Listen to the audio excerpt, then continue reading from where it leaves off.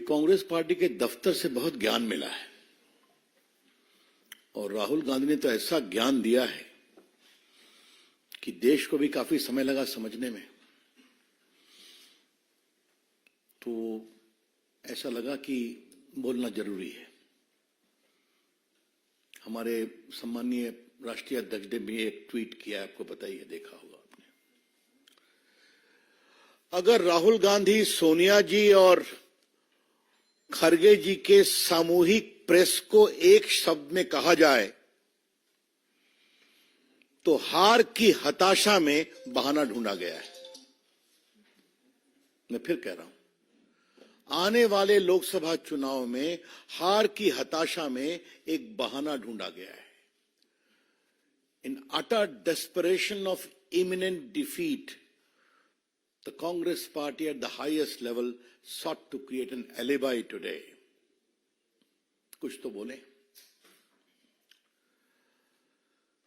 लेकिन उसमें कांग्रेस पार्टी का अकाउंट अगर फ्रीज किया गया है तो देश का अकाउंट फ्रीज किया गया है। ये तो कमाल है भाई। मुझे अपने जेपी मूवमेंट के आंदोलन के दिनों की याद आ गई। Indira is India, India is Indira, याद है ना? इमरजेंसी का दिन, जेपी की अगुवाई, कांग्रेस पार्टी की हार, आप सभी जानते हैं। कांग्रेस पार्टी राजनीतिक रूप से सूख कर कांटा हो गई है, फिर भी कांग्रेस पार्टी का अकाउंट अगर फ्रीज हुआ तो देश का अकाउंट फ्रीज हुआ। Mister Rahul Gandhi, what do you mean by this? Don't insult Indian democracy. Rahul Gandhi, Bharat के लोकतंत्र को इस तरह से आप शर्मसार नहीं करें। ये देश आपकी पार्टी से बड़ा है, ये देश का लोकतंत्र आपसे बड़ा है। और आज इसी देश में आपने झूठ बोला है, गाली दी है और सब देश ने देखा है, टीवी पे चला है ना। तो आप झूठ बोल सकते हैं, गाली दे सकते हैं, देश सुन रहा है, आपको ये तक अधिकार है, और करें देश का लोकतंत्र नहीं है। ये कौन सा तर्क है? ये बात मैं बहुत विनम्रता से कहना चाहूंगा।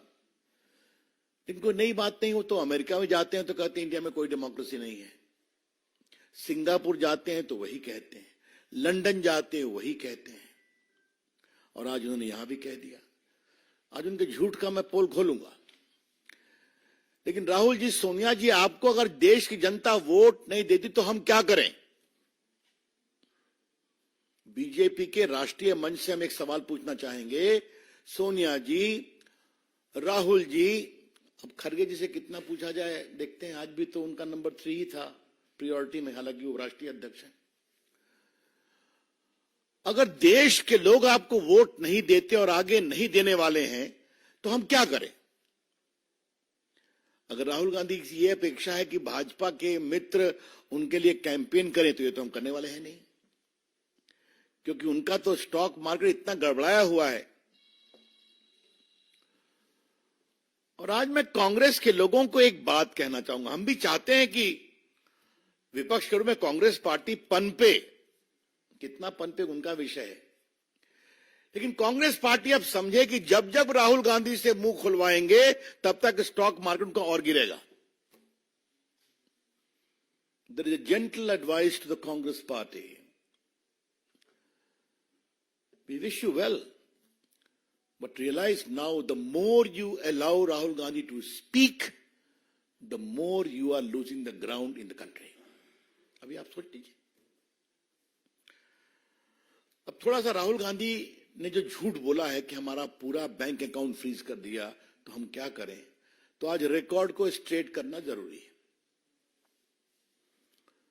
बाकी इनकम टैक्स का विषय तो सरकार की ओर से बोला जाएगा, लेकिन अल्प ज्ञान समस्या पैदा करता है। राहुल गांधी जी राजनीतिक विषयों पर कितना होमवर्क करते हैं तो आप जानते ही हैं, लेकिन कानूनी विषयों पर भी जब बोलते हैं तो थोड़ी चिंता हो जाती है।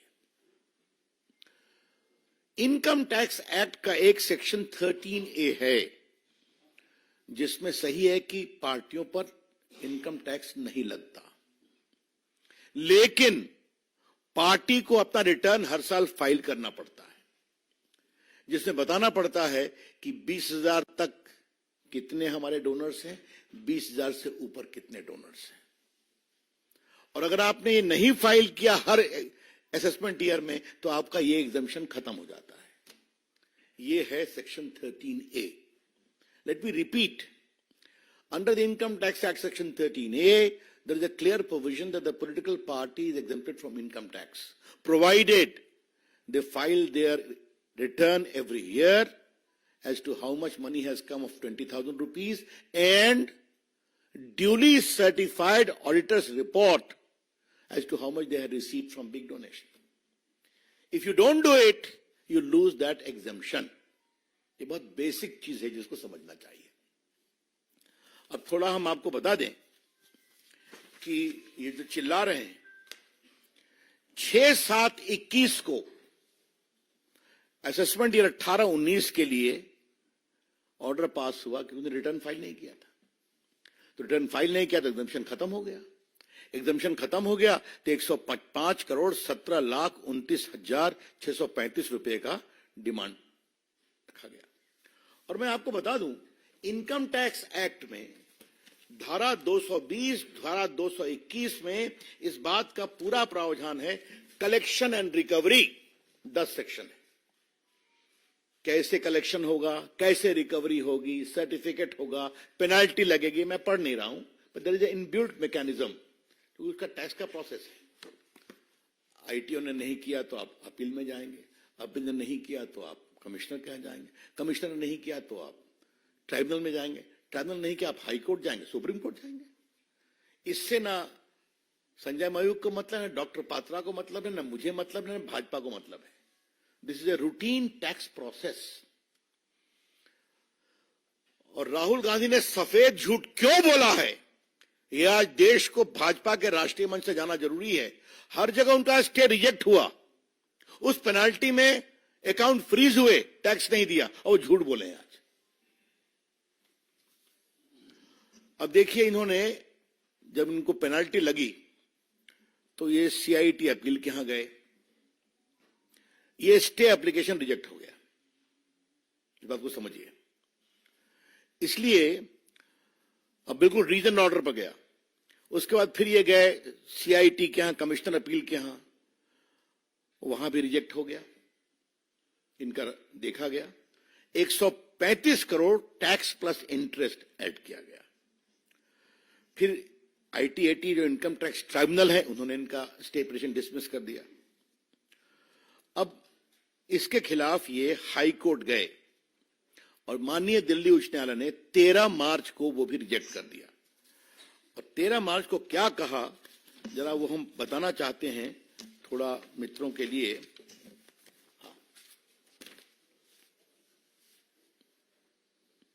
Court remarked that it was badly handled matter and somebody from the Congress office went to sleep right from 2021. Merely because someone chose to wake up and put you on notice in February will not change those facts. फिर court ने बाकी किया, इनका लंबा order है, इसको reject कर दिया। अब ये सुप्रीम कोर्ट गए हैं। सुप्रीम कोर्ट में 1 अप्रैल को सुनवाई है। राहुल गांधी जी, आज आपने अपनी प्रेस में इसको क्यों छुपाया? आपकी पार्टी अपील में गई, आपकी पार्टी आईटीएटी में गई, आपकी पार्टी हाई कोर्ट में गई, आपकी पार्टी सुप्रीम कोर्ट गई है। आपने क्यों छुपाया? और जैसा हमने बताया, इनकम टैक्स में इस बात का प्रावधान है कि अगर आपके पास ड्यू है, आप ड्यू नहीं देंगे तो रिकवरी में आपका बैंक अकाउंट फ्रीज हो सकता है। और जहां तक मेरे को स्मरण आता है कि लियन 135 करोड़ का इनके बैंक अकाउंट पर कोर्ट ने डाला था कि आप 135 करोड़ मत छूइए, बाकी ऑपरेट करिए। देखिए समस्या क्या है, कांग्रेस पार्टी हिसाब किताब रखना भूल गई है। कोई दिक्कत नहीं है उसमें। जो हमारे वरिष्ठ पत्रकार बैठे हैं उनको याद होगा, कांग्रेस के एक अध्यक्ष होते थे, न खाता न बही, जो डॉट डॉट कहे वो सही। याद होगा लोगों को, मैं नाम नहीं ले रहा हूं, मैं नाम नहीं लिया। तो ये हो गया। अब मैं आपसे कहना चाहता हूं कि ये उनका 95 में 53 करोड़ लगा था, और उसके बाद बाकी भी इनका 14, 15 से 20, 21 मैंने बता दिया। और ये सारी बातें जो चल रही हैं, इलेक्टोरल बॉन्ड्स पर भी कहा है, बाकी कहा है, मेरे डॉक्टर पत्रा उस पर बोलेंगे, क्योंकि बहुत धन्यवाद। हाँ, बस 2 मिनट और। Don't become impatient like Rahul Gandhi. Of course not sir. Cool. तो मैं कह रहा था कि ये क्या मतलब है इसका, कितना झूठ बोलेंगे राहुल गांधी आप। और आज राहुल गांधी ने कोर्ट के बारे में कहा है, इलेक्शन कमीशन के बारे में कहा है, मीडिया के बारे में कहा है, सब चुप हैं। Rahul Gandhi ji, please apologize for castigating these institutions. आप कोर्ट गए हैं ना, दिल्ली हाई कोर्ट में रिजेक्ट हुआ है ना आपका, सुप्रीम कोर्ट में 1-4 को सुनवाई है ना आपकी, आप आईटी अपील में गए ना, आप ट्राइब्यूनल में गए ना, तो आप कोर्ट के प्रोसेस में गए कि नहीं गए? तो आप कैसे कह रहे हैं कि कोई सुनवाई नहीं हो रही है आपकी?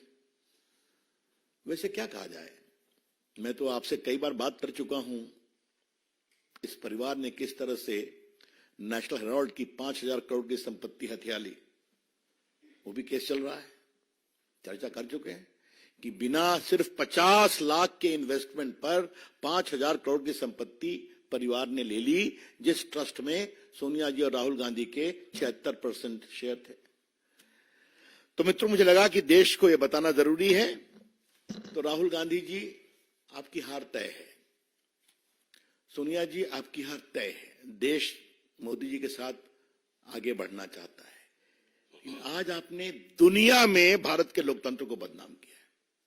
I repeat, by this utterly irresponsible, shameful comment, Sonia ji, you and your son have shamed Indian democracy globally. मत करिए। हमें भारत के लोकतंत्र पर गर्व है, हमें भारत की मीडिया पर गर्व है, हमें भारत के न्यायपालिका पर गर्व है। अभी तो देखा इलेक्टोरल बॉन्ड में फैसला हुआ कि नहीं हुआ? हुआ, बाकी होता है, यही तो देश है। तो मुझे लगा कि ये फैक्ट सामने रखें, और राहुल गांधी के एनजीओ मित्रों से आग्रह है, उनको जब प्रेस के सामने आप खड़ा कर देते हैं तो थोड़ा तो होमवर्क करा दिया कीजिए। क्यों उनकी जगहसाई कराते हैं? आपके वो युवराज हैं, आपके लोग उनको भविष्य के प्रधानमंत्री बनाने के लिए व्यग्र हैं, थोड़ा सा रंगाई पुताई ठीक से किया कीजिए। धन्यवाद। तो आप तो खुद ही चुनाव से भाग रहे हैं, आपके साथी भाग रहे हैं, और आप देश को ज्ञान दे रहे हैं। चलिए मित्रों, एक एक करके हम प्रश्न लेंगे। सबसे पहले रविकांत राय, टाइम्स नव भारत।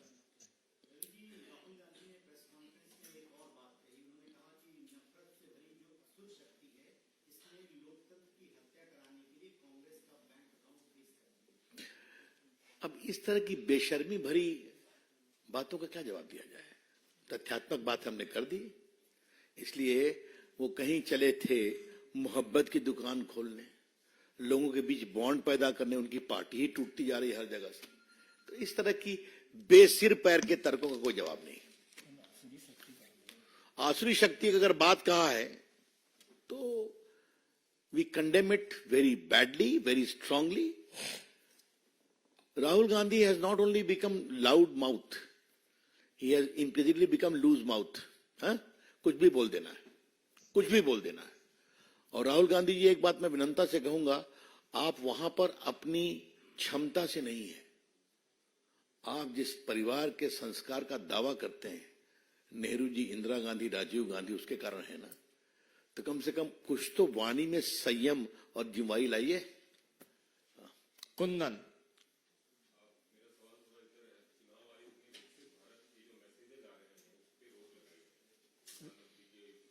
अब चलिए इसको लेंगे बाद अलग से बात करेंगे। अरुण, CNN।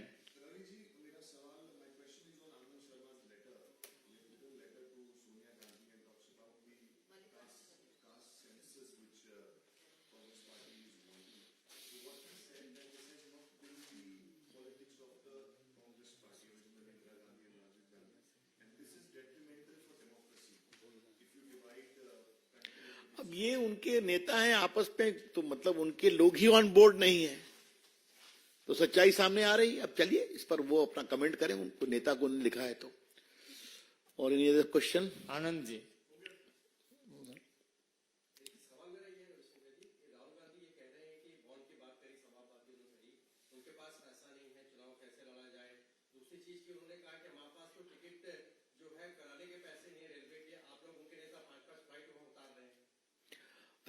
अच्छा लगा। पैसा नहीं राहुल जी के पास, कांग्रेस पार्टी के पास। मेरे मित्र डॉक्टर साहब ने तो बहुत संकेत दे दिया। मतलब राहुल गांधी जी, आपको मैं विनम्रता से एक बात कहूंगा कि आपकी सरकार के भ्रष्टाचार को एक्सपोज करने में हमने संसद में कुछ काम किया था ना, और वो कट के बिना कुछ हुआ था क्या? गिनाऊं क्या? 2G गिनाऊं क्या? सबमरीन घोटाला गिनाऊं क्या? अंतरिक्ष देवास गिनाऊं क्या? कोल घोटाला? क्या क्या बात करते हैं आप, और आप कह रहे हैं पैसा नहीं है। अरे भाई, जितनी प्रॉपर्टी के आज आप मालिक हैं बहादुर शाह जफर मार्ग पर, उसके अगर एक फ्लोर को ही आप लीज आउट कर दें तो आपके सब चीज क्लियर हो जाएंगे। क्या बात करते हैं? हिमांशु आज तक। तो इधर कैसे बैठ गए आप? हाँ बताएं।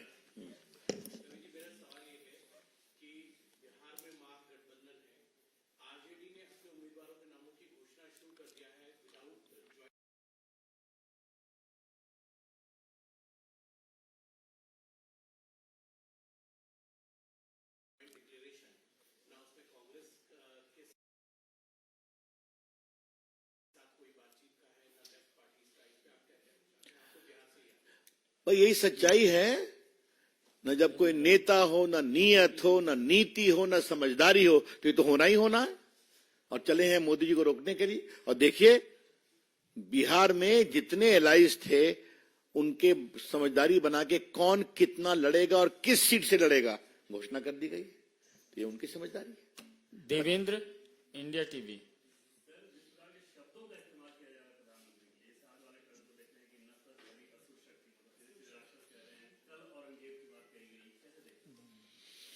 अच्छा है, देवेंद्र जी ने जो सवाल पूछा इसका थोड़ा विस्तार से जवाब देना चाहूंगा। इतनी बार आपको मोदी जी ने कहा है जितना गाली पढ़ोगे उतना ही कमल खिलेगा, और ये आप आज से नहीं कह रहे हैं, जब से वो गुजरात के चीफ मिनिस्टर है तब से कह रहे हैं। मौत के सौदागर 14 में क्या क्या नहीं कहा, आज भी कह रहे हैं। राहुल गांधी जी, एक तो इस तरह के शर्मनाक टिप्पणियों की हम बहुत भर्त्सना करते हैं। आज नरेंद्र मोदी जी दुनिया के नेता हैं, सबसे लोकप्रिय नेता है। Rahul Gandhi, Modi ji is not only the Prime Minister of India, but the most popular global leader. How he is respected this morning has been explained by Dr. Patra, कि आज क्या पुतिन हो, क्या America हो, क्या Europe हो, क्या Ukraine हो, और एकमात्र नेता हैं जो एक ही दिन हिम्मत करते हैं कि पुतिन को बधाई दिया, फिर भी कहा रास्ता शांति का वार्ता से होगा। और यूक्रेन ने कहा कि बिल्कुल आप सही कहते हैं, आप जीत के आइए, इसको करिए। ये उनकी अंतर्राष्ट्रीय साख है। अब उसके बारे में औरंगजेब कहना, क्या मतलब है इसका? आप जितना कहिएगा उतना ही मोदी जी का कमल खिलेगा, उतना ही मोदी जी के प्रति स्नेह बढ़ेगा। लेकिन राहुल गांधी, आपके और आपके मित्रों की हताशा अब इस हद तक बढ़ गई है कि इस चुनाव को आपने सिर्फ गाली गलौज बना दिया है।